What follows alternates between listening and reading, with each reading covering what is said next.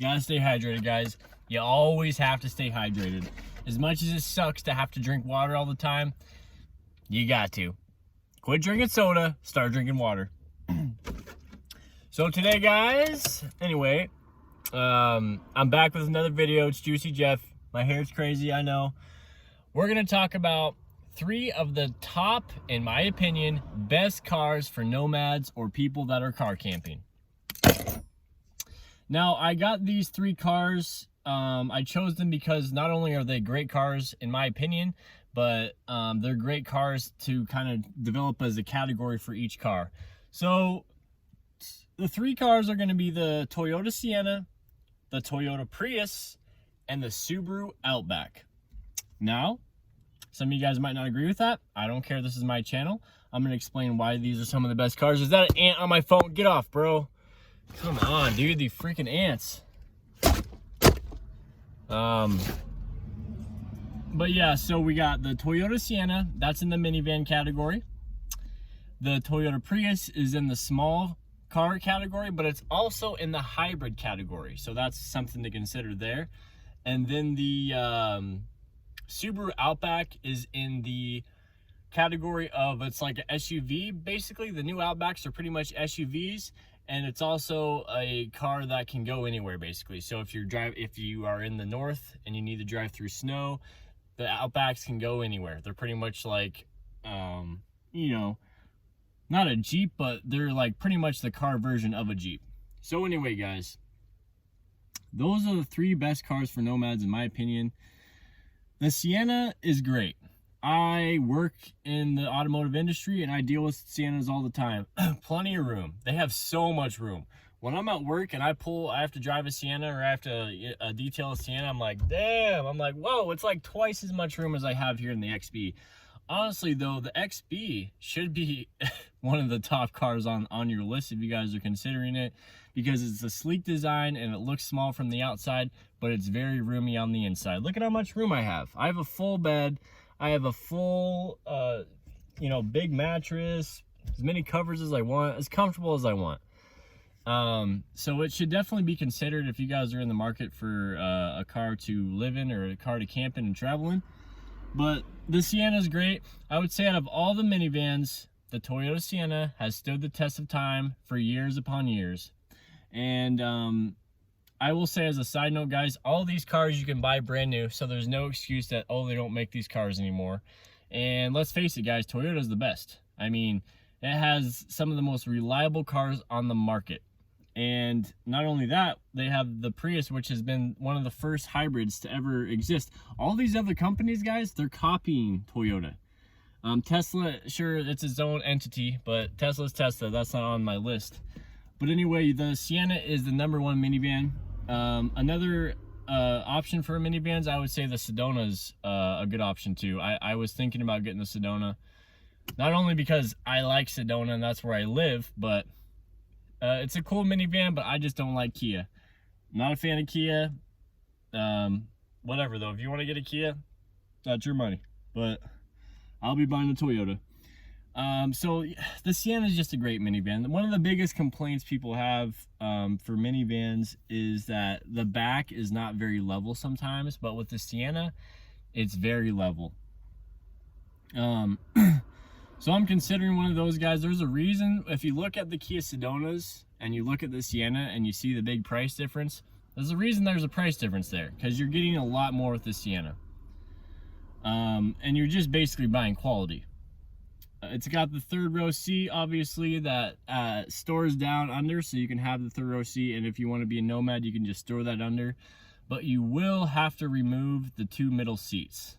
That's the one thing with the minivan. If you're, you know, putting a bed in the back or trying to build it out, there's no reason to have those 2 middle seats. There's not even really a big reason to have the back seats. You might as well take them out and get the storage underneath. That's always something you can do. If I did get a Sienna, I would definitely take out all the seats. If I was in a pinch and I was in a kind of a hurry, then I would just take out the 2 middle seats and I would leave the back seats and fold them down so I have a flat floor in the back. Then I would go to Camping Car, which they make build kits, and you can have a full slide, one of those beds that goes like this. back to that. They sell build kits. And all you got to do is just put it together yourself with a screwdriver, and you got your own sliding bed in the back. They have a full selection of build kits for minivans. It's amazing. So that's what I would do if I got a Sienna. The second car, the Prius. Now, I could talk about the Prius all day. It's definitely a car I'm considering still. Even though it's small, I'm still considering it. But honestly, guys, the more and more I look at Priuses and the more I work with them and I have to be around them, I realize that they're great for efficiency, but they are pretty small. And I don't like the fact that even though it's a hatchback, it's still lower roof in the back of the hatchback. And I like to have my head in the back of the vehicle as opposed to in the front by the two front seats. So if you're like that as well, the Prius is probably not going to be the best option, dude. I think I have an ant problem right now. These stupid ants. Where are they coming from? Anyway, the Prius is great. It's a great option. If you want to do that, I totally recommend getting a Prius, especially if you're a first-time nomader and you kind of know what you want and you are looking for different options. I would recommend that because it's a good first car to get. Me, I've been in the XB for 2 years now, so I'm kind of looking for more room. That's kind of my biggest thing I want right now is just more room. So the minivan would be a monumental amount of room increase for me, which is a good and bad thing. As you guys know, I'm trying as hard as I can to be a minimalist. I don't want more stuff, but I do want more room. I do want to be able to breathe a little bit more. You know what I mean? And that's the thing about the Sienna, is you can breathe. And also the Sienna comes in a hybrid, but I am not underselling the Prius. I think the Prius is amazing. 58 miles to the gallon, hybrid battery. It's just the epitome of efficiency.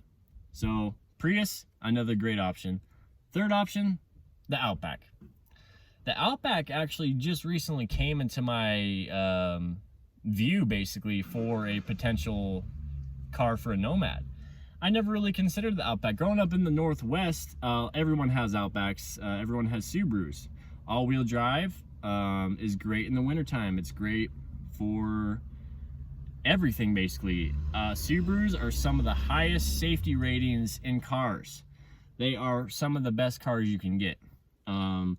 Just as reliable as Toyota. Maybe not as quite, but they're up there with Toyota. Subaru and Toyota are right up there when it comes to reliability. So the main thing, yeah, the Outback is a great car. The Forester is a little bit bigger. It's the SUV version. I would consider the Outback just for the better MPGs and just the overall, the shape of it just looks cool. I think the new Outbacks are pretty much an SUV. The older Outbacks are a lot more wagony. They're a lot lower to the ground. The newer Outbacks have great clearance and they have more headroom. So they're sporty, they're all-wheel drive, they're adventure-y. You can go out in the wilderness, you can go out on the national forest roads, no problem in the Outback. You got all-wheel drive. It's a confident car when you're driving anywhere. And the seats fold down perfectly flat in the back. You got just as much room as I have in the XB, maybe more in the new Outbacks. They have everything. So that's one thing I was considering. And if you're not in the Northwest or the Northeast, prices are going to be a little bit cheaper for your Subarus. So I've noticed here in Arizona, the price, you can get Subarus for pretty darn cheap. And they're asking pretty pennies up north for those. So yeah, I'm definitely considering an Outback. The funny thing is, guys, these are the top 3 vehicles that I think are the best options for nomads, but they're also the top 3 vehicles that I'm considering. Those are just great vehicles. As much as I love the XB, it's going to be one of those 3, I think, guys, is what I'm going to be looking at for another vehicle. But I'm definitely taking my time. Toyota has proven extremely reliable. I have just driven the hell out of this thing up and down the West Coast. Inland of the West Coast, I've driven up and down every pass, 7,000 feet elevation to 0 feet elevation. I've just driven this thing up and down. Still starts. Haven't had a single major issue. It burns oil. That's the one common issue with this motor in this year. But after that, they fixed it. This was a known issue, and it's not even really a big deal. I just got to check my oil every week and make sure I'm not low on oil. And that's the only issue with this car at 175,000 miles. So the funny thing is, guys, you look at the inside of this car and you look at the inside of a brand new 4Runner, 45, 50 G's. I have the same door handle, the same wiper thing, the same light thing, the same blinker switch. It's all the same shit. You're just buying that big chassis. So anyway, guys, you can get a good car for a good price if you take your time. That's all I really gotta say. But those are my top 3 vehicles for nomads or people that are looking to live in their vehicle. I highly recommend doing your own research, and you get whatever you want. Get a truck, you know, put a canopy on a truck or something like that. Get a Fiat, or do whatever you want to do. But I hope you guys enjoyed this video, and until next time, it's your boy Juicy Jeff. Talk to you later.